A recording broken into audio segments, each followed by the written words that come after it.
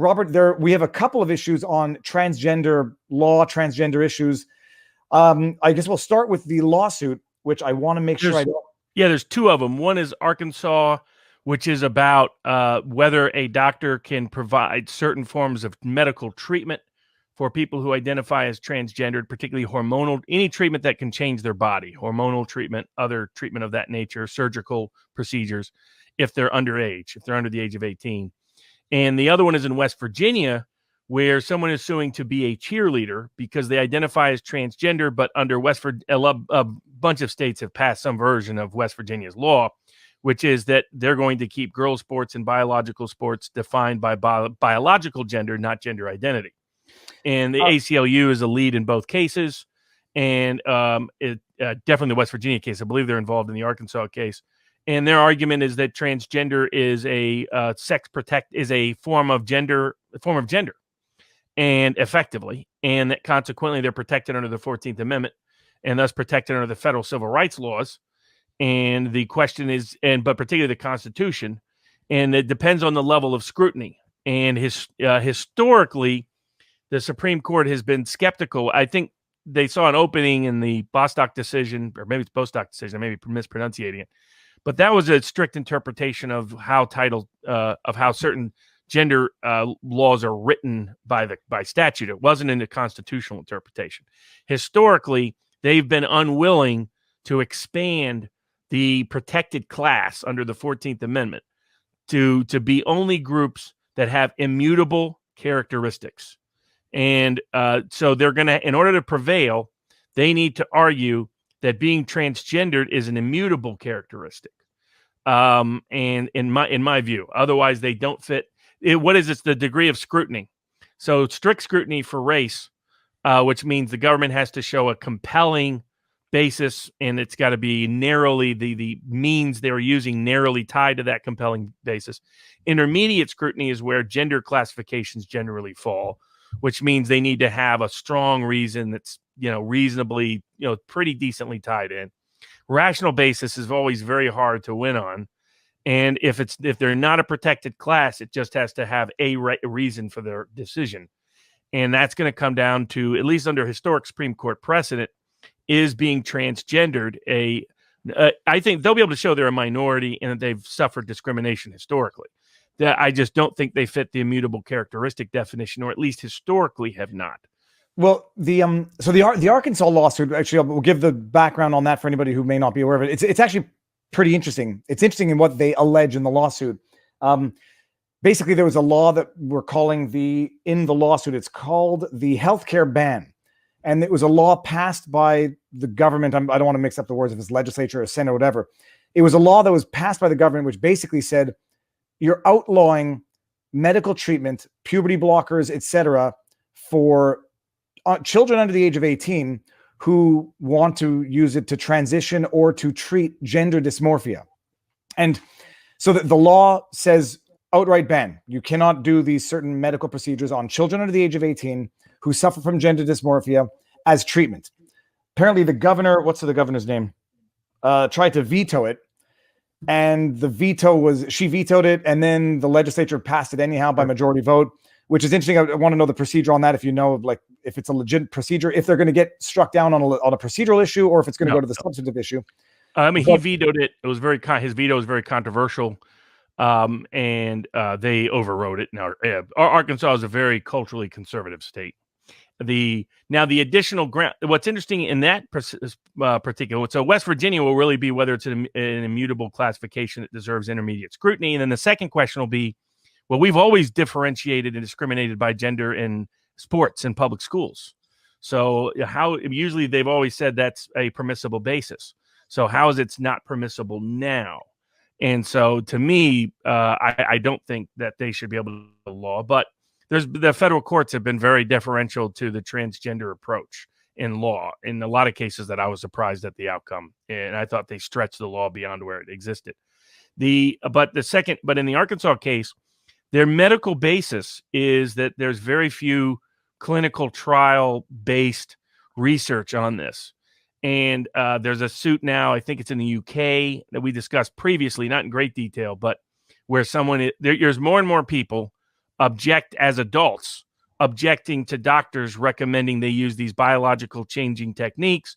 And in part, they're alleging medical malpractice on grounds that these were not clinically proven medical treatments. And in the suit, they apparently concede that part. They just argue that shouldn't be the necessary basis for it. And it'll come back to, is this intermediate scrutiny or is this rational basis? And I asked a question and people sent me links to change PDFs into websites or links that we can share. I'll do it. I think this one I can share. But the lawsuit itself is pretty interesting because they make some admissions, which I think if anybody else said those things, it would lead to some form of, public cancellation, where the entire Arkansas challenging of the healthcare ban defines transgenderism as gender dysmorphia, as a mental issue that causes distress, as a psychological issue that causes distress, gender dysmorphia being recognized by the DSM-4 or 5, whatever we're up to now. In the lawsuit, it qualifies it as gender dysmorphia, which is to qualify it as a mental issue. And they say, but, it can cause such distress that sometimes the only treatment, and they call it medical treatment, is puberty blockers, depending on which way the situation goes. So they call it something of a mental issue, and they say that it's medical treatment and not, I don't want to use inflammatory rhetoric, it's not psychological treatment. In other words, there's no, I thought the weakness of their claim was the First Amendment claim, because I thought it was unlike the Washington case. There's no prohibition on speech. There's only a prohibition. They can't refer the person for this particular medical procedure, but that's not a speech limitation, nor are they coercing speech. They're not telling them they can or can't say certain things. They're just saying you can't provide this medical service or direct them for that medical service. I didn't see that as speech. And so then it comes down to, is there a rational basis for it? I think they do meet that standard. Or does intermediate scrutiny apply if we're going to treat transgender identity as equal to gender identity? Then does it meet intermediate scrutiny? And I think it does, based on what I saw so far. In other words, this is the fact that this medical treatment is kind of, at least at some level, experimental, because it doesn't have a lot of medical research behind it, doesn't have a lot of clinical background behind it. I think a lot of people that have been recommending this treatment, it became very chic within the medical parts of the medical community. I think for political purposes, they should be paying attention to these suits that are being brought by adults who are saying, no, you screwed up because you biologically changed me in ways I can't undo. One of the issues is pregnancy, for example, apparently unable to get pregnant later in life.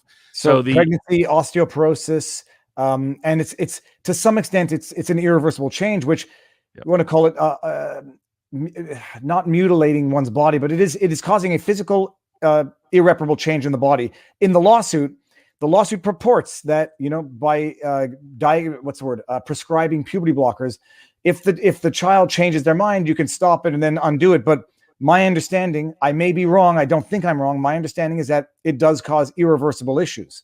That you can't there's people filing suit on that basis. So I don't know the science to this. I've seen and heard people's reports on it. Not a doctor. I just know people are suing, saying it did irreversible damage.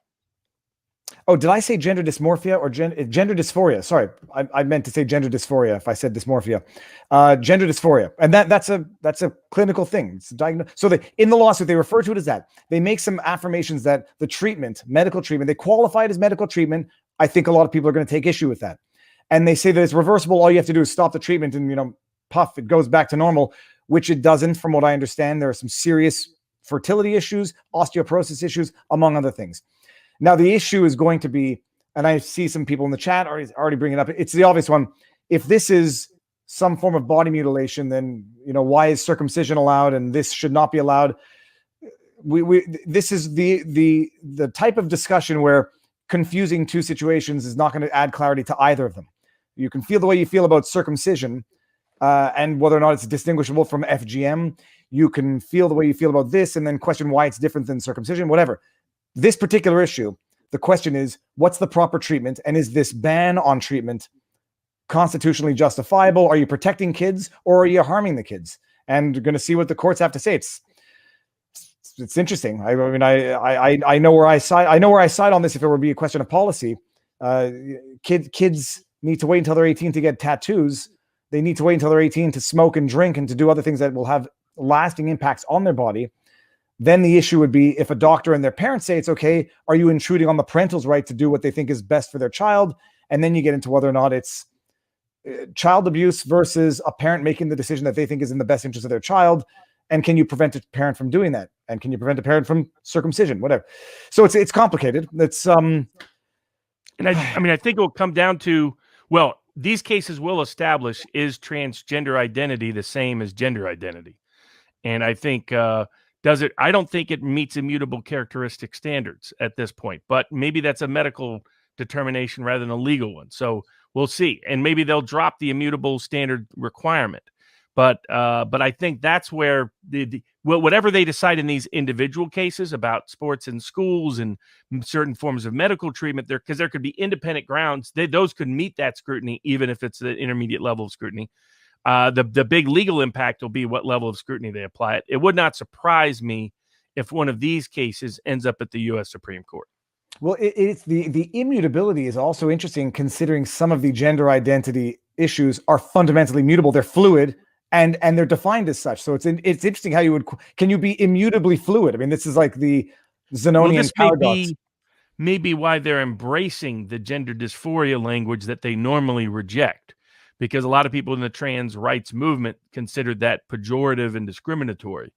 And so, but if you're going to try to argue it's an immutable characteristic, you almost need to argue that it's a psychological condition you're born with.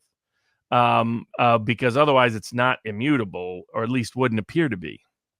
Well, that's fascinating. Now I want to bring this one up because this brings up a point, totally separate debate. Circumcision doesn't affect functionality. That's the difference.